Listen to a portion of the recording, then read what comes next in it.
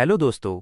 क्या आपने कभी अपनी लाइफ में ये सोचा है कि काश आपके पास कोई ऐसा जादुई फॉर्मूला होता जिससे आप कभी किसी काम में फेल ही ना हो।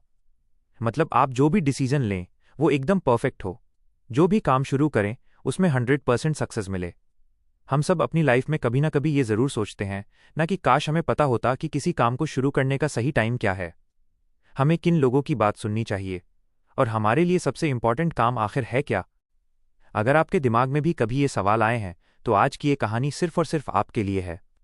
आज मैं आपको एक ऐसी कहानी सुनाने जा रहा हूं जिसने दुनिया भर में करोड़ों लोगों की सोच बदल दी है।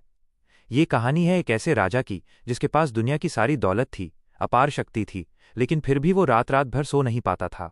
उसे बस 3 सवालों के जवाब चाहिए थे। और दोस्तों, मैं गारंटी देता हूं कि अगर आज आपने इस वीडियो को बिना स्किप किए पूरा देख लिया तो इस कहानी के एंड में आपको भी अपनी लाइफ के सबसे बड़े सवालों के जवाब मिल जाएंगे। आपकी लाइफ को देखने का नज़रिया पूरी तरह से बदल जाएगा। लेकिन हाँ, कहानी में आगे बढ़ने से पहले अगर आप इस चैनल पर नए हैं और आपको ऐसी ही डीप और लाइफ चेंजिंग स्टोरीज सुनना पसंद है तो अभी के अभी नीचे जो लाल रंग का सब्सक्राइब बटन है उसे दबाकर हमारे साथ जुड़ जाइए। वीडियो को लाइक करना बिल्कुल मत भूलना, क्योंकि आपका एक लाइक मुझे ऐसी और भी कमाल की कहानियां आप तक लाने के लिए बहुत मोटिवेट करता है। तो चलिए बिना किसी देरी के शुरू करते हैं आज की ये शानदार कहानी। दोस्तों, बहुत समय पहले की बात है। एक बहुत ही विशाल और शक्तिशाली साम्राज्य हुआ करता था। उस साम्राज्य का राजा बहुत ही बुद्धिमान, शूरवीर और अपनी प्रजा से प्यार करने वाला था। उसके खजाने सोने और हीरों से भरे हुए थे। उसकी सेना इतनी ताकतवर थी कि आसपास के देशों के राजा उसके नाम से ही कांपते थे। देखने वालों को लगता था कि इस राजा के पास तो सब कुछ है, इसे भला किस बात की चिंता होगी। लेकिन सच्चाई कुछ और ही थी। राजा बहुत ही एम्बिशियस था। वो चाहता था कि उसका साम्राज्य कभी खत्म ना हो और वो अपनी जिंदगी में कोई भी गलती ना करे। वो चाहता था कि वो जो भी कदम उठाए वो हमेशा सही साबित हो। वो इतिहास का सबसे महान राजा बनना चाहता था जिसे कभी हार का सामना ना करना पड़े। इसी सोच में डूबे हुए एक रात राजा अपने महल की बालकनी में खड़ा आसमान के तारों को देख रहा था। ठंडी हवा चल रही थी, लेकिन राजा के दिमाग में एक तूफान उठ रहा था। अचानक उसके मन में एक विचार आया। उसने सोचा कि अगर किसी इंसान को सिर्फ 3 बातों का पहले से पता चल जाए तो वो अपनी लाइफ में कभी मात नहीं खा सकता, कभी किसी काम में फेल नहीं हो सकता। वो 3 बातें क्या थीं? ध्यान से सुनिएगा दोस्तों। पहला सवाल, किसी भी काम को शुरू करने का सबसे सही समय क्या होता है? दूसरा सवाल, मुझे किन लोगों की बात सुननी चाहिए, यानी मेरे लिए सबसे ज़रूरी इंसान कौन है? और तीसरा सवाल, मेरे लिए करने को सबसे ज़रूरी काम क्या है? राजा को लगा कि बस यही वो 3 चाबियां हैं जो हर ताले को खोल सकती हैं। अगर उसे इन 3 सवालों के परफेक्ट जवाब मिल जाएं तो वो दुनिया का सबसे अजेय इंसान बन जाएगा। कोई भी उसे धोखा नहीं दे पाएगा और कोई भी जंग वो कभी नहीं हारेगा। अगली ही सुबह राजा ने अपने पूरे राज्य में ढिंढोरा पिटवा दिया। उसने घोषणा करवा दी कि जो भी विद्वान, ज्ञानी या साधु उसे इन 3 सवालों के सही और संतोषजनक जवाब देगा उसे मुहमांगा इनाम दिया जाएगा। उसे इतनी दौलत दी जाएगी कि उसकी आने वाली 7 पुश्तें बैठकर खाएंगी। अब जैसे ही ये खबर राज्य में और आसपास के देशों में फैली तो मानो हलचल सी मच गई। बड़े बड़े ज्ञानी, पंडित, ज्योतिषी, जादूगर और फिलॉसफर्स राजा के दरबार में पहुंचने लगे। हर कोई उस भारी इनाम को जीतना चाहता था। राजा का दरबार खचाखच भर गया। राजा अपने सिंहासन पर बैठा और उसने एक एक करके लोगों से जवाब मांगना शुरू किया। सबसे पहले बात आई पहले सवाल की। पहला सवाल था कि किसी काम को शुरू करने का सही समय क्या है। इस पर कुछ दरबारियों और ज्ञानियों ने कहा कि महाराज, आपको एक बहुत ही सख्त टाइम टेबल बनाना चाहिए। आपको दिन, महीने और साल का एक एडवांस कैलेंडर बनाना चाहिए और स्ट्रिक्टली उसे फॉलो करना चाहिए। तभी आप हर काम को सही समय पर कर पाएंगे। लेकिन कुछ दूसरे ज्ञानी बीच में ही बोल पड़े कि नहीं नहीं महाराज, ये तो इम्पॉसिबल है। कोई भी इंसान फ्यूचर में होने वाली चीज़ों को पहले से कैसे तय कर सकता है? आपको तो बस अपने आसपास होने वाली चीज़ों पर ध्यान देना चाहिए और बेकार के कामों को छोड़कर उसी वक्त जो सही लगे वो करना चाहिए। तभी दरबार के एक कोने से कुछ ज्योतिषियों ने हाथ उठाया और कहा, महाराज, किसी भी काम का सही समय तो सिर्फ सितारों की चाल देखकर ही पता लगाया जा सकता है। इसलिए आपको अपने दरबार में दुनिया के सबसे बेहतरीन ज्योतिषियों और जादूगरों को रखना चाहिए जो आपको भविष्य पढ़कर बता सकें कि कब क्या करना है। राजा इन सब बातों को बहुत ध्यान से सुन रहा था, लेकिन उसे किसी की भी बात में वो गहराई या लॉजिक नजर नहीं आ रहा था जिससे वो पूरी तरह सेटिस्फाई हो सके।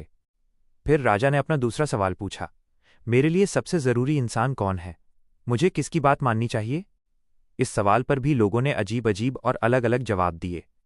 कुछ ने कहा कि महाराज, आपके लिए सबसे जरूरी आपके मंत्री और सलाहकार हैं, क्योंकि वही राज्य चलाने में आपकी मदद करते हैं।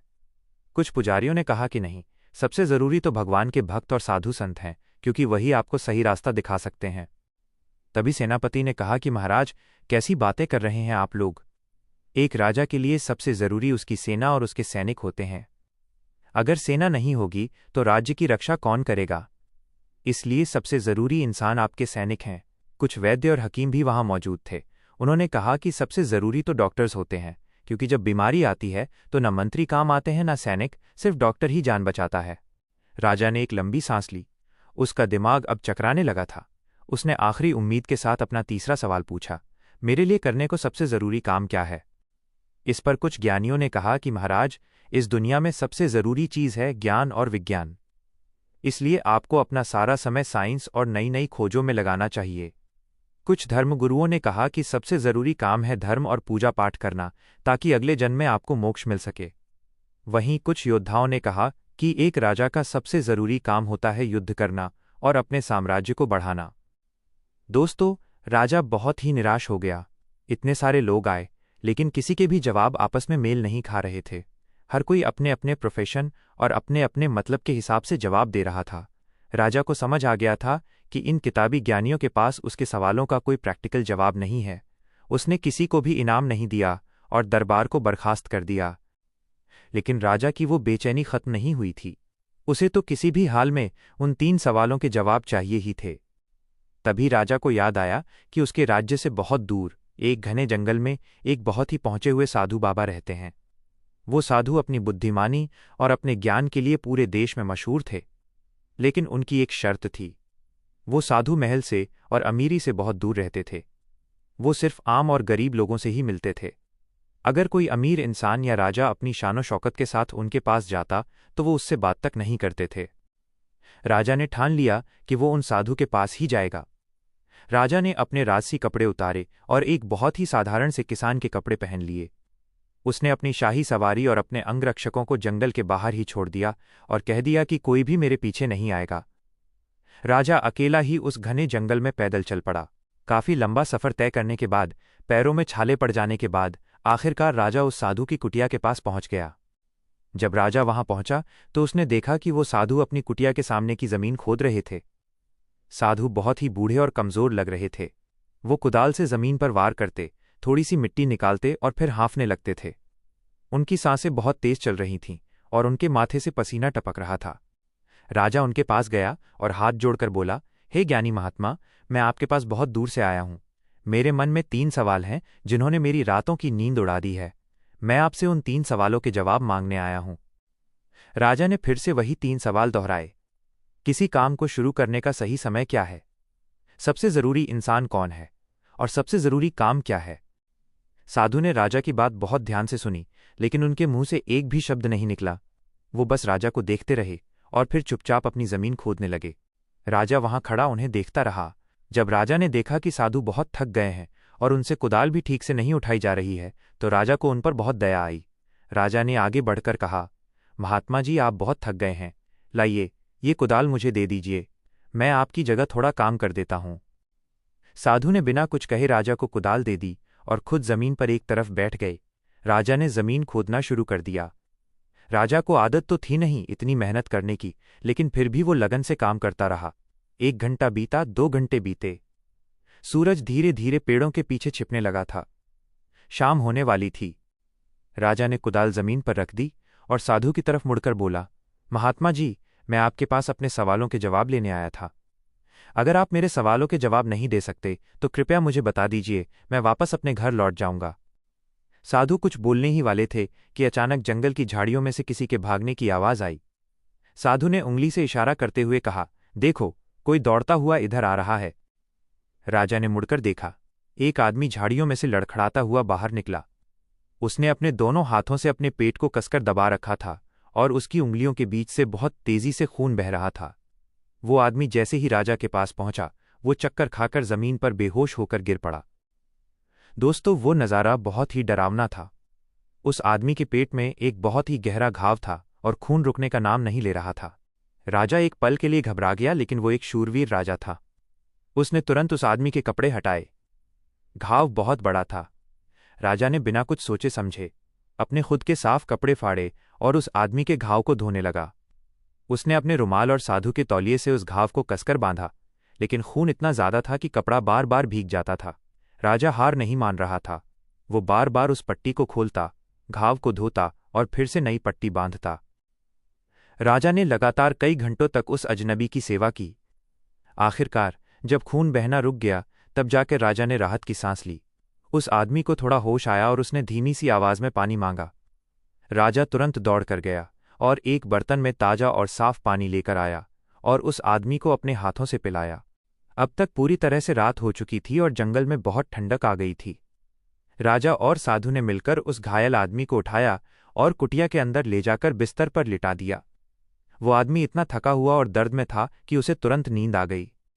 इधर राजा भी पूरे दिन के सफर और फिर इतनी कड़ी मेहनत करने के बाद बुरी तरह से थक चुका था। उसके शरीर का रोम रोम दर्द कर रहा था। राजा वहीं कुटिया की चौखट पर जमीन पर ही बैठ गया और उसे कब गहरी नींद आ गई उसे खुद भी पता नहीं चला। जब अगली सुबह राजा की आंख खुली तो पहले तो उसे समझ ही नहीं आया कि वो कहाँ है। फिर उसे कल की सारी बातें याद आईं। उसने कुटिया के अंदर देखा। वो घायल आदमी अब जाग चुका था और उसकी आंखें राजा को ही घूर रही थीं। उन आंखों में एक अजीब सी चमक और पछतावा था। जैसे ही उस आदमी ने देखा कि राजा जाग गया है, उसने बहुत ही कमजोर आवाज में हाथ जोड़कर कहा, महाराज, मुझे माफ कर दीजिए, मुझे क्षमा कर दीजिए। राजा एकदम हैरान रह गया। उसने कहा, मैं तुम्हें नहीं जानता, तुम कौन हो और तुम मुझसे किस बात की माफी मांग रहे हो? तुमने तो मेरा कुछ नहीं बिगाड़ा है। उस आदमी की आंखों में आंसू आ गए। उसने कहा, महाराज, आप मुझे नहीं जानते, लेकिन मैं आपको बहुत अच्छी तरह जानता हूं। मैं आपका वो दुश्मन हूं जिसने कसम खाई थी कि मैं आपसे अपने भाई की मौत का बदला लूंगा। बहुत साल पहले आपने एक युद्ध के बाद मेरे भाई को मौत की सजा दी थी और हमारी सारी संपत्ति जब्त कर ली थी। उसी दिन मैंने ठान लिया था कि मैं आपको जान से मार दूंगा। राजा बहुत ध्यान से उसकी बात सुन रहा था। उस आदमी ने आगे कहा, मुझे कल मेरे गुप्तचरों से पता चला था कि आप अकेले भेष बदलकर इस साधु से मिलने जंगल में आए हैं।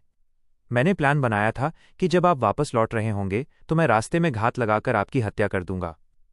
मैं सुबह से झाड़ियों में छिपा हुआ था, लेकिन दिन भर बीत जाने के बाद भी जब आप वापस नहीं आए तो मैं अपनी जगह से बाहर निकल आया। मुझे ढूंढते हुए आपके अंगरक्षक वहां आ गए जो जंगल के बाहर खड़े थे। उन्होंने मुझे पहचान लिया और मुझ पर हमला कर दिया। मैं किसी तरह उनसे अपनी जान बचाकर वहां से भागा, लेकिन उन्होंने मुझे गहरी चोट दे दी थी। अगर आप मेरी जान नहीं बचाते, अगर आप मेरे घावों पर पट्टी नहीं बांधते, तो कल रात मैं खून बहने से तड़प तड़प कर मर गया होता। वो आदमी फूट फूट कर रोने लगा। उसने कहा, महाराज, मैं तो आपकी जान लेना चाहता था, लेकिन आपने मेरी जान बचाई है। अब अगर मैं जीवित रहा तो अपनी आखिरी सांस तक मैं आपका सबसे वफादार सेवक बनकर रहूंगा और अपने बेटों को भी यही आदेश दूंगा कि वो जीवन भर आपकी सेवा करें। कृपया मुझे अपना लें और मुझे माफ कर दें। राजा ये सब सुनकर अंदर तक हिल गया। उसे यकीन नहीं हो रहा था कि जिस इंसान को वो जानता तक नहीं, वो उसका दुश्मन था। और उससे भी बड़ी बात, बिना किसी युद्ध के, बिना एक भी हथियार उठाए, राजा ने आज अपने सबसे बड़े दुश्मन को हमेशा के लिए अपना दोस्त बना लिया था। राजा ने बहुत प्यार से उस आदमी के कंधे पर हाथ रखा और कहा, मैं तुम्हें माफ करता हूं। तुम अब आज़ाद हो। मैं अपने राज्य के सबसे अच्छे वैद्यों को तुम्हारी देखभाल के लिए भेजूंगा और तुम्हारी जो भी संपत्ति मैंने जब्त की थी वो सब मैं तुम्हें ससम्मान वापस लौटा दूंगा। उस आदमी को विदा करने के बाद राजा कुटिया के बाहर आया। उसे अब भी अपने 3 सवालों के जवाब चाहिए थे।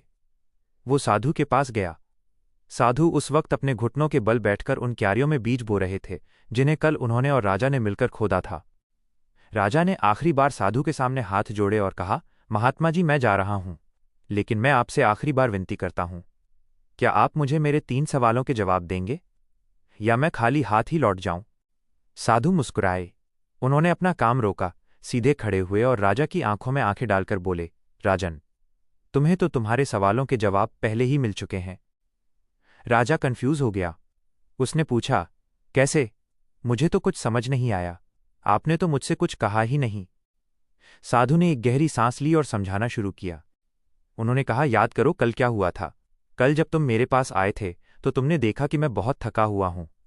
अगर कल तुम्हें मुझ पर दया नहीं आती, अगर तुम कल मेरी जगह ये जमीन नहीं खोदते और जल्दी वापस लौट जाते, तो वो छिपा हुआ आदमी तुम पर हमला कर देता और तुम रास्ते में ही मारे जाते। तब तुम्हें इस बात का सबसे ज्यादा पछतावा होता कि काश तुम मेरे पास कुछ देर और रुक गए होते। इसलिए ध्यान से सुनो राजन। कल तुम्हारे लिए सबसे सही समय वो था जब तुम ये जमीन खोद रहे थे। कल तुम्हारे लिए सबसे जरूरी इंसान मैं था। और कल तुम्हारे लिए सबसे जरूरी काम मेरी मदद करना था। साधु ने फिर आगे कहा, और उसके बाद जब वो घायल आदमी भागकर हमारे पास आया, अगर तुम उस वक्त उसकी चोट पर पट्टी नहीं बांधते, उसकी सेवा नहीं करते, तो वो तुमसे सुलह किए बिना तुम्हारा दुश्मन बनकर ही मर जाता। इसलिए उस वक्त तुम्हारे लिए सबसे सही समय वो था जब तुम उसकी देखभाल कर रहे थे। उस वक्त तुम्हारे लिए सबसे जरूरी इंसान वो घायल आदमी था, और तुम्हारे लिए सबसे जरूरी काम उसकी जान बचाना था। राजा एकदम शांत खड़ा था। साधु के एक एक शब्द उसके दिमाग के तार झंकृत कर रहे थे। साधु ने राजा के कंधे पर हाथ रखा और बहुत ही गंभीर आवाज में कहा, इस बात को हमेशा याद रखना राजन।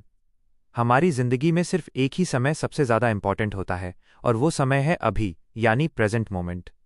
यही वो इकलौता समय है जिस पर हमारा कोई कंट्रोल होता है। जो बीत गया वो हमारे हाथ में नहीं, जो आने वाला है उसका हमें पता नहीं। हमारे पास सिर्फ और सिर्फ आज है, अभी है। इसलिए कोई भी काम करने का सबसे सही समय सिर्फ अभी है। दूसरा सवाल, तुम्हारे लिए सबसे जरूरी इंसान कौन है? तो सुनो, तुम्हारे लिए सबसे जरूरी इंसान वो है जो इस वक्त तुम्हारे साथ खड़ा है, जिसके साथ तुम अभी मौजूद हो। क्योंकि कोई नहीं जानता कि फ्यूचर में तुम उस इंसान से दोबारा मिल भी पाओगे या नहीं, या फ्यूचर में तुम्हारा सामना किससे होगा। इसलिए जो इंसान अभी तुम्हारे सामने है वही सबसे इंपॉर्टेंट है। और तुम्हारा तीसरा सवाल, सबसे जरूरी काम क्या है? तो इसका जवाब है, जो इंसान इस वक्त तुम्हारे साथ है उसका भला करना, उसके काम आना और उसके साथ अच्छा बर्ताव करना। क्योंकि हम इंसानों को इस दुनिया में सिर्फ और सिर्फ एक दूसरे की मदद करने और भलाई करने के लिए ही भेजा गया है। यही हमारे जीवन का एकमात्र उद्देश्य है। साधु की ये बातें सुनकर राजा की आंखों में ज्ञान के आंसू आ गए। उसे वो सब कुछ मिल गया था जिसकी उसे तलाश थी। उसका सारा घमंड, सारी एंग्जाइटी पल भर में गायब हो गई। उसने साधु के पैर छुए, उनका आशीर्वाद लिया और एक पूरी तरह से बदला हुआ, एक शांत और समझदार इंसान बनकर अपने महल की ओर लौट गया। तो दोस्तों, ये थी लियो टॉल्स्टॉय की लिखी हुई दुनिया की सबसे बेहतरीन कहानियों में से एक, द 3 क्वेश्चंस। जरा सोचिए, क्या हम भी अपनी लाइफ में इसी राजा की तरह नहीं भाग रहे हैं? हम हमेशा फ्यूचर की टेंशन में रहते हैं। यार कल क्या होगा, एग्जाम में क्या होगा, जॉब का क्या होगा, या फिर हम पास्ट के रिग्रेट्स में जीते रहते हैं कि काश मैंने उस वक्त ऐसा कर लिया होता। और इस पास्ट और फ्यूचर के चक्कर में हम अपना आज, अपना अभी खराब कर देते हैं। हम अपने आसपास के लोगों को, अपनी फैमिली को इग्नोर करते हैं, ये सोचकर कि कल फुर्सत मिलेगी तब बात करेंगे। लेकिन सच्चाई यही है दोस्तों कि कल कभी नहीं आता। आपके पास जो पावर है वो सिर्फ इस प्रेजेंट मोमेंट में है। अगर आप अपने आज को, अपने अभी को पूरी ईमानदारी से जी लोगे तो आपका फ्यूचर खुद ब खुद परफेक्ट हो जाएगा। और जब भी आपको समझ ना आए कि लाइफ में क्या करना चाहिए, तो बस अपने आसपास देखिए कि कौन आपके साथ खड़ा है, और आप उसके चेहरे पर मुस्कान लाने के लिए, उसकी मदद करने के लिए क्या कर सकते हैं। यकीन मानिए, जिस दिन से आपने इस फॉर्मूले को अपनी लाइफ में उतार लिया, आपको सफल होने से, आपको खुश रहने से दुनिया की कोई भी ताकत नहीं रोक सकती। मुझे पूरी उम्मीद है दोस्तों कि आज की इस कहानी ने आपके दिल को जरूर छुआ होगा और आपको अपनी लाइफ के लिए कुछ बहुत ही वैल्यूएबल लेसन मिले होंगे। अगर आपको ये वीडियो सच में पसंद आई है और आप चाहते हैं कि मैं आपके लिए ऐसी ही डीप और मीनिंगफुल वीडियोस लाता रहूं, तो प्लीज़ इस वीडियो को एक लाइक ज़रूर कर दें।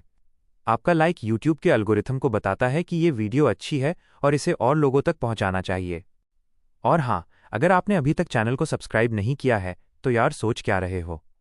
नीचे जो सब्सक्राइब का बटन है उसे क्लिक करो और साथ में जो बेल आइकन घंटी है उसे भी दबा दो, ताकि मेरी हर नई वीडियो की नोटिफिकेशन सबसे पहले आपको मिले। कमेंट सेक्शन में मुझे ज़रूर बताइएगा कि इन 3 सवालों में से आपको सबसे ज़्यादा इम्पैक्टफुल कौन सा लगा, और आप अपनी लाइफ के अभी प्रेजेंट मोमेंट को बेहतर बनाने के लिए आज से क्या बदलाव करने वाले हैं। मैं आपके सारे कमेंट्स पढ़ता हूं और मुझे आपके ओपिनियंस जानकर बहुत अच्छा लगता है। इस वीडियो को अपने दोस्तों के साथ, अपने फैमिली के व्हाट्सएप ग्रुप्स में ज़्यादा से ज़्यादा शेयर करें, ताकि ये पॉजिटिव मैसेज हर किसी तक पहुंच सके। क्या पता आपकी वजह से किसी इंसान की लाइफ बदल जाए। तो मिलते हैं अगली वीडियो में एक और शानदार कहानी के साथ। तब तक के लिए अपना ख्याल रखिए, अपने आज में जिएं और हमेशा खुश रहें। वीडियो को एंड तक देखने के लिए आपका बहुत बहुत धन्यवाद।